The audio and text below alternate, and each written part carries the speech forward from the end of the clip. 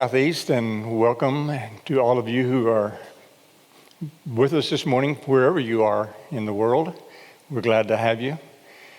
We had a really good crowd with us last Sunday. I hope the material was good enough that most of you will be back today and maybe invite some of your friends.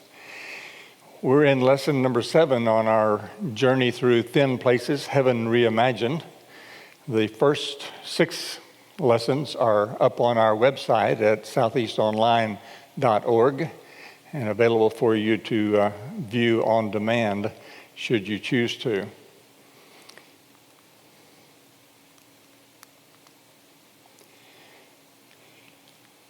As always, I encourage you to give me any feedback that you have and any questions that you have.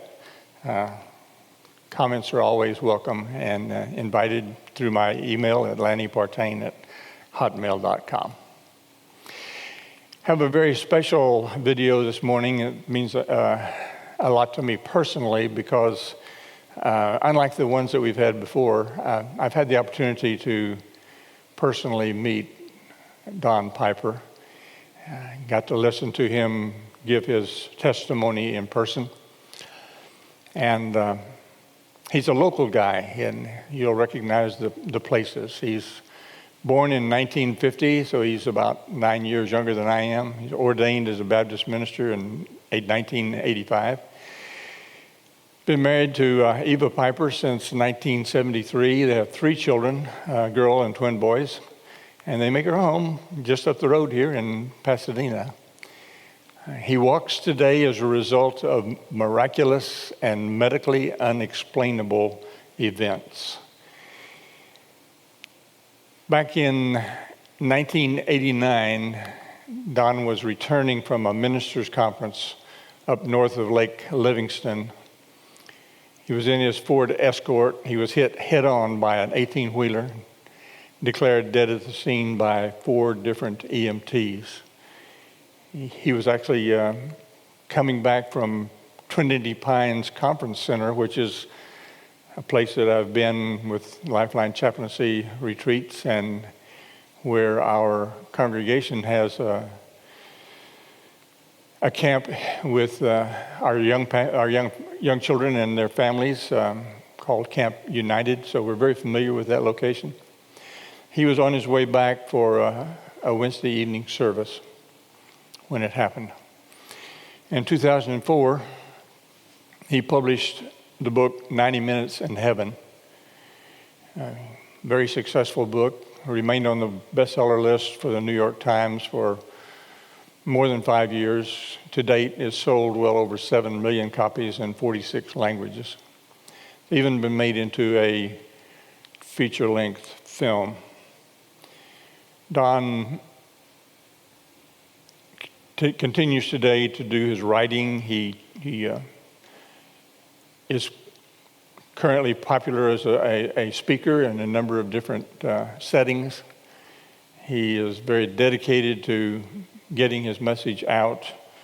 He has turned the profits from his books and his speaking into any number of projects to help Christian nonprofit groups. He's very altruistic, has a marvelous attitude and demeanor about him.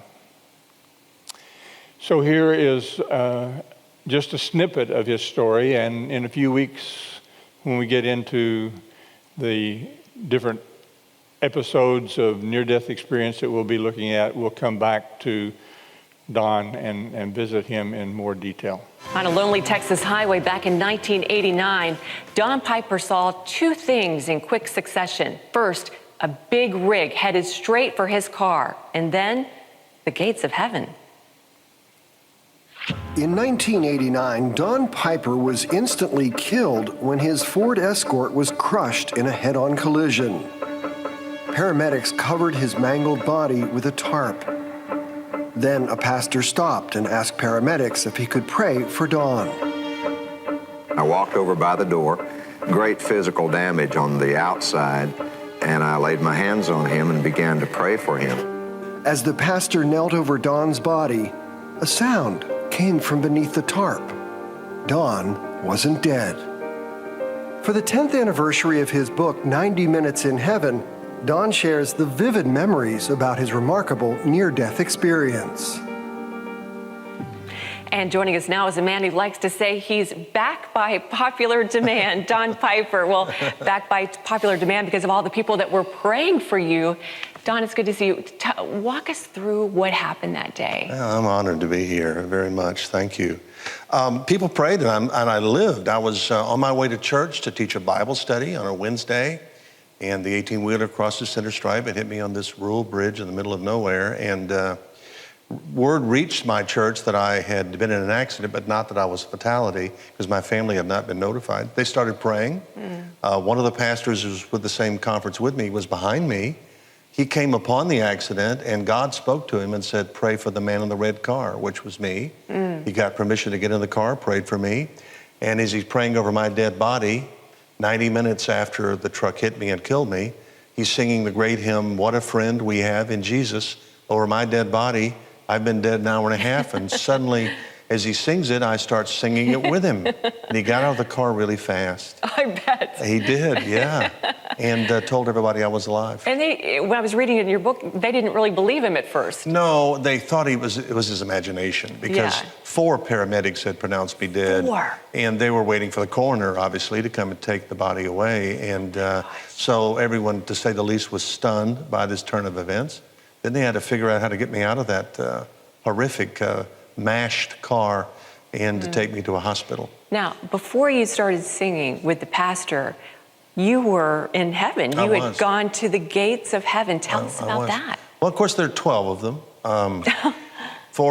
There's 3 on each side of the city, the 4 walls of the city.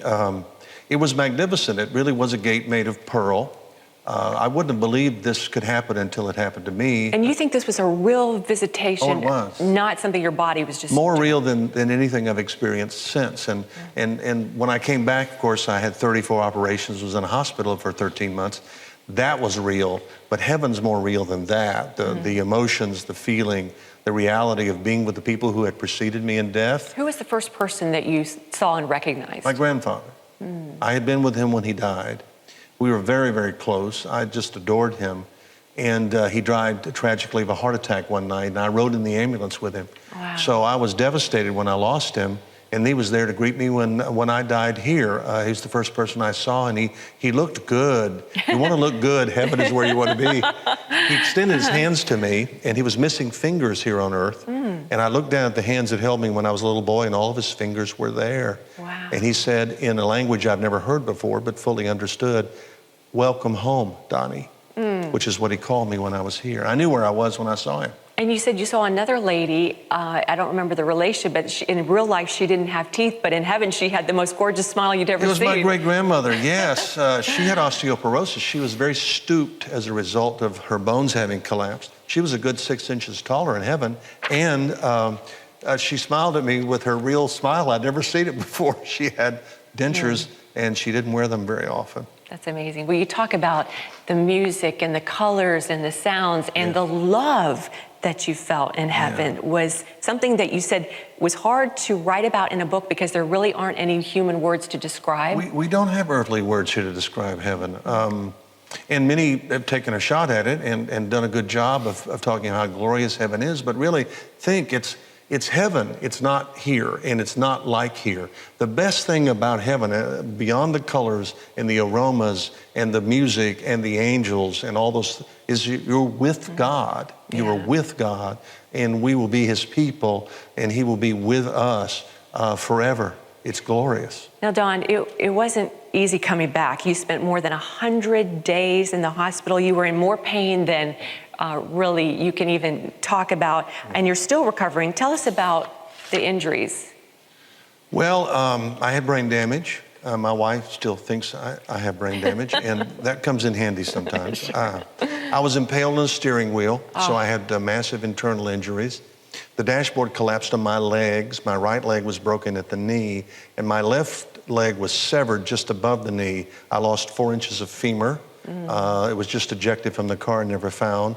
I put my arm up when the truck was coming for me, and when I did, it took the arm into the back seat, and from here forward was laying in the back seat of the car. So I was missing my left leg and missing my left arm, but I still have them.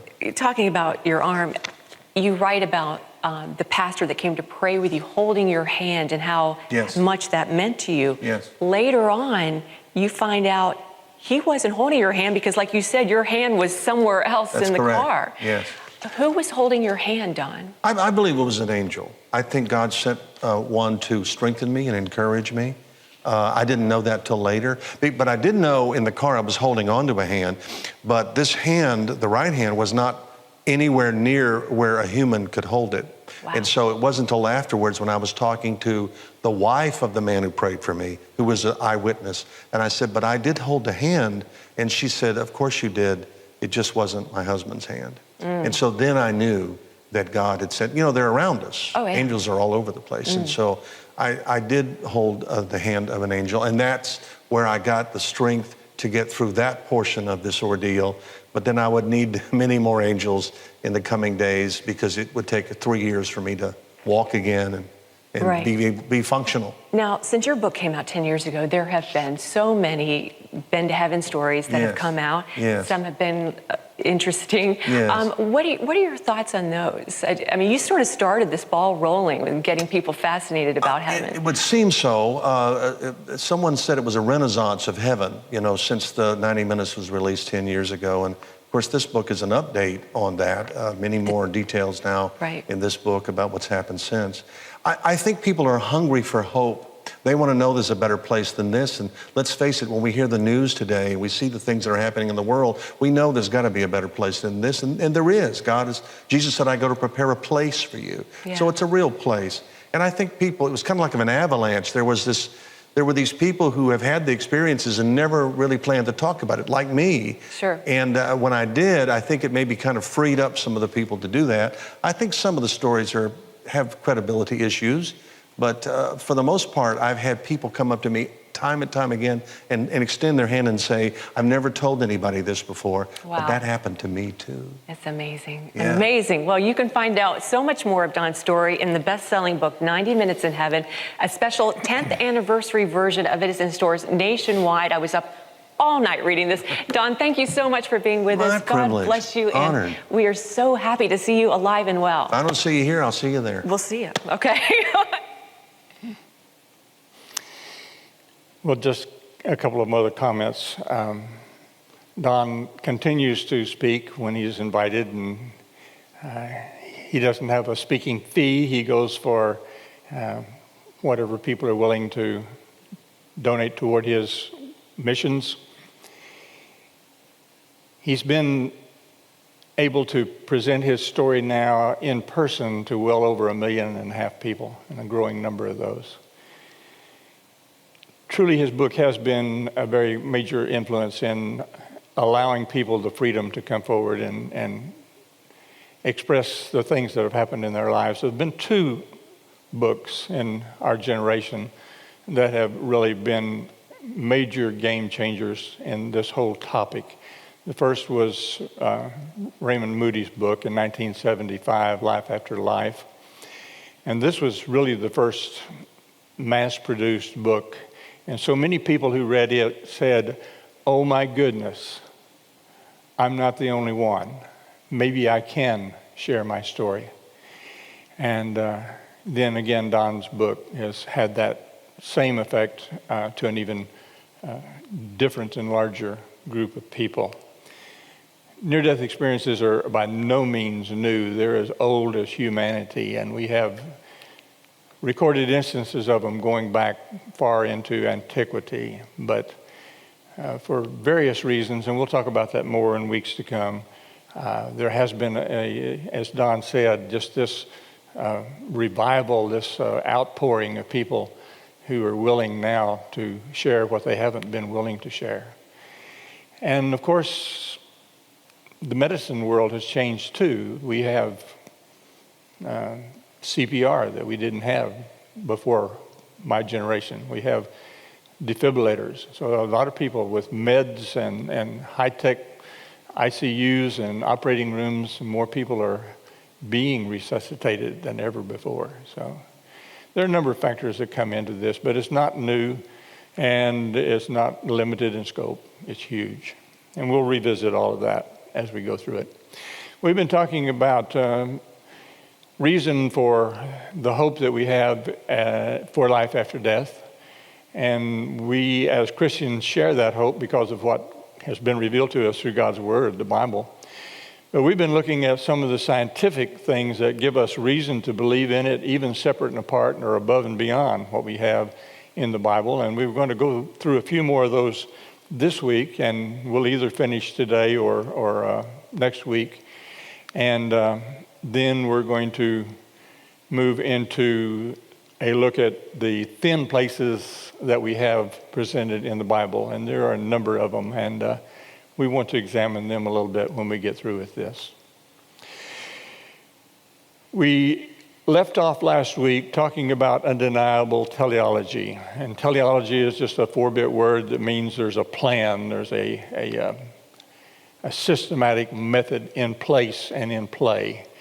And we quoted from Immanuel Kant, who said, moral teleology supplies the deficiency in physical teleology and is the basis or the grounds that establishes a theology, a belief and study in God. Teleology argues for the existence of God because the order in the world could not be accidental, and that since there is design, there must be a designer. And we don't need the Bible to see that. Certainly the Bible expounds on that and explains that as to the cause and the reason, but the design is apparent to anyone who has a willingness to see it. And it takes a huge amount of effort to try to deny the presence of a designer. There are 3 challenges that present themselves to people who would deny the existence of a supreme being, deny the existence of a designer, a controller of the universe. We'll look at them just a little bit as we go through this. Evolution depends on pre-existing natural conditions on Earth, conditions for which it cannot account, yet in their absence, there would be no evolution on this planet.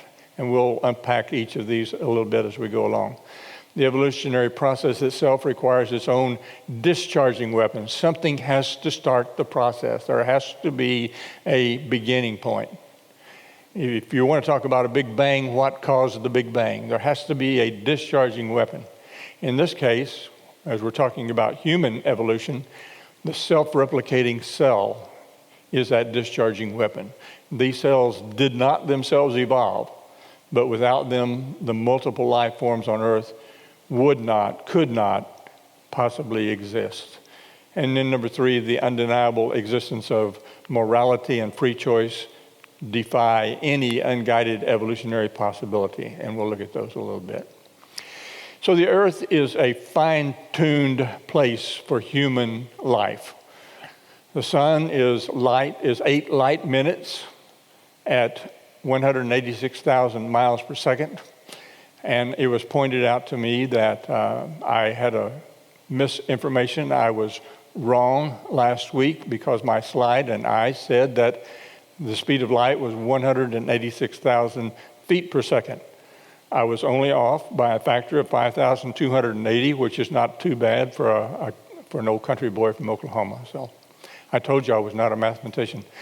But 186,000 feet per second is pretty cotton picking fast, faster than my Camry will go and faster than I choose to travel.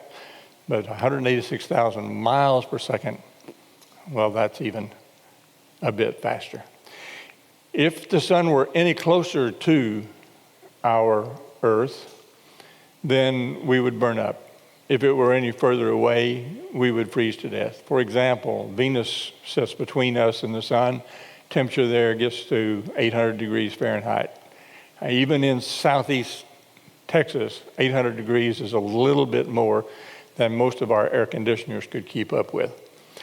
Mars, on the other side of Earth, away from the sun, drops to 200 degrees Fahrenheit below zero. And even for those people who live up in Alaska, that would be a little bit on the chilly side. The sun's ultraviolet radiation would be lethal if it were not for the Earth's ozone layer.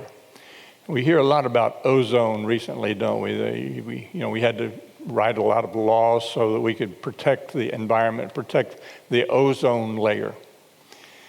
Well, where did that ozone layer come from? The scientists have to account for that some way because it's not typical of other celestial bodies. And here is the scientific explanation for it.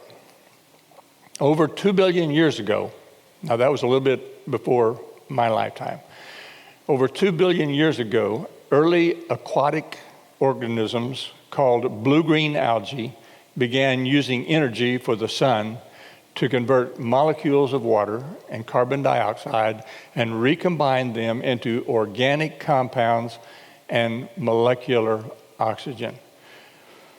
Now, we have a lot of trouble with our history books trying to get the historical record accurate for things that happened in the 19th century.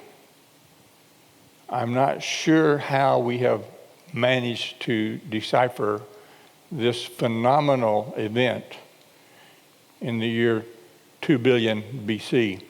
Some of the photosynthetically created oxygen began to accumulate in the atmosphere, touching off a massive ecological disaster with respect to early existing anaerobic organisms.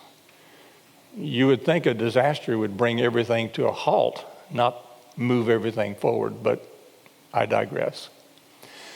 High in the atmosphere, some oxygen molecules absorbed energy from the sun's ultraviolet rays and split to form single oxygen atoms. Good job, boys.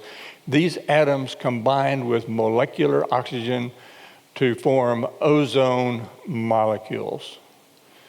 The ozone layer is a fairly thin layer, something like 6 or 7 miles above the Earth, depending on where you are on the Earth and what time of the year it is. It goes for another 6 or 7 miles. It's a very thin layer. It's absolutely essential to life on Earth. The environmentalists are right about that. But how it got there, my goodness, what a miracle. Or maybe God put it there. That might be a simpler explanation. If Jupiter did not exist or was smaller, the Earth would be bombarded with comets, making it unlikely that life could survive such disasters. Astronomers tell us that because of Jupiter's size and its gravitational pull, it is a magnet that stands between most comets and the Earth. According to biological historians, the dinosaurs were destroyed because one comet hit the Earth and wiped out their life. Imagine if those comets were coming at us in a regular series of events. We probably wouldn't be here. So thank you, Jupiter. We appreciate that. Because of its size and distance, the gravity of the moon keeps the Earth's rotation axis at a constant 23-degree tilt. Without this, we would have no seasons and food production would be impossible due to the wild fluctuations in the climate. And you thought the moon was just there for lovers to gaze at. Water is a really interesting thing. It's a phenomenal part of life on Earth, especially as it applies to humans. It has very unlikely properties, and these properties are just exactly what they have to be to maintain human existence on the Earth. Like most other substances, water contracts as it cools, but just before it freezes, it expands and it becomes ice. You see this every day in your refrigerator, in your ice maker. If that were not a property of water, if it did not float on itself, then a layer of ice would form over a body of water, the Great Lakes or your next door pond or the ocean, and that water, that ice, would sink to the bottom. And sinking to the bottom, it would not acquire enough heat to ever thaw. And so every time the top surface froze and sunk to the bottom, it would create a thicker layer of ice on the bottom of the ocean or the bottom of the lake or whatever it was. And eventually, the ocean would freeze. Water has the highest specific heat of any liquid except ammonia. It takes a lot of heat to raise the temperature of water. We put it on our gas ranges and turn the heat up, and it takes a while for it to even get up to where it begins to vaporize. This allows it to have an essential moderating effect on our summer and winter temperatures. The oceans of the world and the Great Lakes of the world play a very important role in maintaining that narrow band of temperature that's required for us humans to exist on Earth. This property also allows water to moderate our body temperature. As you know, our bodies are somewhere north of 50% water. And without it, fever, if we ran a spike of fever, our white blood cells got busy and started trying to fight infection and created a temperature. That temperature could easily raise our bodily temperature by 20 or 30 degrees. And, if our temperature goes 5 or 6 degrees above normal, we're in the ICU somewhere. So water has that moderating effect on our body temperature. And these are just a couple of the many essential life-sustaining functions that are made possible by water's unique chemical characteristics. There are books written on the subject. It's just amazing how critical those properties are to allow us to have the kind of life that we have. There are so many other things. We could mention factors such as the oxygen levels in the atmosphere. They have to be exactly right. The strength of the Earth's magnetic field. If it were any stronger, we couldn't walk. If it were any lighter, we'd fly off into space. The presence of plate tectonics even has a role in maintaining life in a stratus in which we can survive. The role of carbon compounds, and on and on and on. I know you know others that are probably more impressive than the ones that I've mentioned. Let's talk a little bit about the cell. Even the simplest cell is an exceedingly complex mixture containing thousands of different molecules. And of course, the molecules contain thousands and thousands of different atoms. Cells display levels of regularity and complexity that exceed by orders of magnitude any non-living object found in nature. Cells function as a manufacturing plant and as a digital software program of unrivaled complexity. The cell's molecular machinery works in an intricate way that requires a unity of function and purpose that just is beyond anything that we can almost describe. Cell components are so thoroughly integrated that it is inconceivable that any one function could have evolved in the absence of all of the others. What I'm saying is that the cell had to come into existence complete. There's just no way that it can come in piece by piece by piece and create the kind of functionality and serve the purposes that the cell does. And the cell, as you know, of course, is at the very foundation of our building blocks within the life itself. The information in a single cell exceeds that of several sets of encyclopedias, and the processing power of the cell is greater than any existing supercomputer. And this is a tiny, tiny, tiny, tiny little thing. It occurs in an infinitesimal structure, thousands of times tinier than a speck of dust. Even more remarkable, the cell has the capacity to copy itself. Somebody said the dream of every cell is to become two cells, and that's what makes it work, its ability to replicate itself, to divide.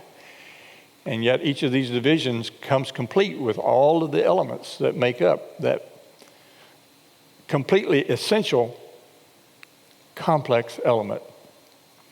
So how did we get cells? Or in other words, how did life begin?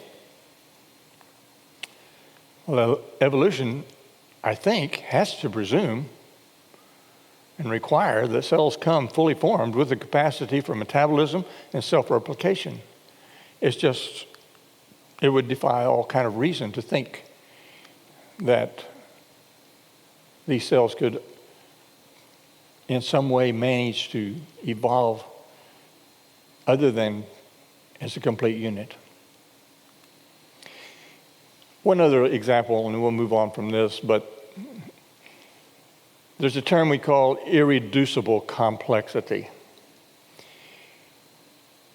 And this is just one example. Nature is completely full of irreducibly complex situations. But when we cut ourselves, you know, if somebody cuts himself and his blood doesn't coagulate, we call that person a hemophiliac, and he either has to live in a glass bubble or he's probably not going to live very long. There are at least 16 sequential steps required to cause blood coagulation. These are steps that occur at the level of enzymes. There are at least 14 steps required to stop it. If it didn't stop, well, then, of course, your whole system would just bog down, clog up. You couldn't circulate. Some of the terms that we have associated with this process are hemostasis and thrombosis and platelets and fibrins and factors and hemophilia. This is, number one, amazing to me, but it's also kind of personal. I have a couple of abnormalities. I know some of you think I've got a lot more than a couple of abnormalities, but I'm only going to talk about a couple of them. In our blood system, there are 12 factors. That's a technical term. They're basically proteins. And these factors do different things. I don't know if you can tell on your screen or not, but up in the upper left hand of that rightmost chart, there's the factor 12, and there's some of the other factors are shown there in that diagram of the process of blood coagulation. Well, for me personally, I've got a factor 12 abnormality and a factor 5 abnormality, factor 5 Leiden. One of those abnormalities causes my blood not to coagulate as rapidly as it should. The other abnormality, the other factor, is believed to cause a propensity, at least, toward blood clotting. So they're kind of at opposite poles. So I have deep vein thrombosis occurrences. I'm on my second one of those right now and recovering from it with no problem. I've had phlebitis, which is a product of that. But when I go to have a surgical procedure that's going to require opening up blood vessels anyway, which is anything that you cut on your body, of course, one of the things that they do in the pre-op is they run a coagulation test to see if these 16 sequential steps are happening in the order and in the time that they need to. And normally they would expect to see blood coagulate in this particular laboratory test in a matter of a few seconds, maybe less than a minute.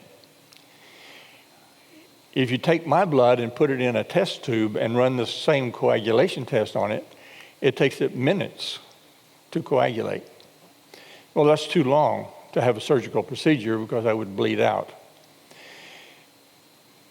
But I went to a oncological hematologist, a cancer blood specialist, and he ran many tests, probably 50 different tests, And he was able to determine that if you take away the test tube, my body, because of the complexity of it and the precision of it, my body is able to compensate for those defective genes in a way that allows my blood to coagulate in a timely fashion. Irreducible complexity. How did the first warm-blooded animal life, warm-blooded life, how did it ever form and continue to live if those 16 sequential steps were not already fully developed? The first time it scraped its underside against a sharp rock, it would die and the whole process would stop. Irreducible complexity. How do you account for that? By chance, by accident, in the absence of a designer and a creator. Talk a little bit about free will. I've decided to use my free will to choose to decide, not to decide to use my, never mind. I've decided to be a fatalist. All events are foreordained and unalterable. Whatever will be, whatever, it will be that way. If anything happens, anything bad happens, it's not my fault. It's just fate. That's kind of the position that the person who denies the existence of free will has to contend with. And that works all right until something bad happens to you that's caused by someone else. And then, hey, it wasn't my fault. It was your fault. And maybe all of this foreordained stuff is not so good after all. So here's the challenge. Are we the driver of our life, or are we a puppet on a string? And if we are the driver, and it certainly seems that we are, by what stretch of the imagination can materialistic, unguided Darwinian evolution possibly explain free will? It's a challenge. Now, I have read some attempts that have been made to try to account for this, but they are so far off of the mark and so far short of anything that's reasonable as to be even considered. We have the same direct experience of free will as we do of being conscious. If I think I am conscious, I am. I cannot be wrong about being conscious. The materialist is compelled to deny the existence of free will and relegate it to an illusion. Without free will, there are no good deeds or bad deeds because no one has any choice in the matter. We cannot blame Hitler for killing the Jews or Pol Pot for the atrocities in Cambodia or any other of the myriad of terrible, terrible things that have been inflicted by one person on another if we take away the concept of free will.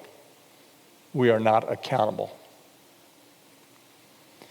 If we do not have free will, none of the decisions that you made in your life were actually made by you. That person you married, those children you raised, your plans for retirement, sorry to break it to you, but none of that was yours to make. Actually, without free will, even collective decisions become involuntary. When we as an eldership here at Southeast meet together to make decisions, to make choices, it's really not us that are making it. It's beyond our control because we don't have free will. If free will is an illusion, then there are no good deeds or bad deeds because no one has any choice in the matter. And yet there is nothing in the evolutionary process that in any way can justify free will.